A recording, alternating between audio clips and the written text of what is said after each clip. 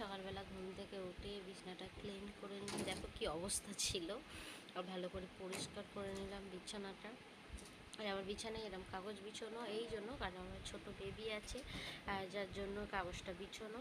আর যখন আমরা ঘুমাই তখনই আমরা মানে বেড কভার বিছোই বা কাঁথা বিছোই। আর দেখো সালমি উঠেই ওকে খাইয়ে দেওয়ার পরে ওর সঙ্গে সঙ্গে সানে বসে পড়েছে। মাদুর বিছানোর টাইমই দেয়নি, ও খেলা কোথায় থাকে ও জানে, আর নিয়ে এসে খেলা করছে। দেখো 1 2 করে আস্তে আস্তে গুনছে আর তুলছে, আর অক্ষরগুলো চেনে, এটা ঈশ্বরকে ধন্যবাদ। আর আমিও ভালো করে কাজ সেরে নিয়ে মুখ হাত পা ধুয়ে নিলাম, ভালো করে মুখটা মুছে নিলাম। আর নিয়ে আমি তারপরে দেখো আমি সালমি ও এসে বলছে মা মা, কত আনন্দ করছে দুজনে।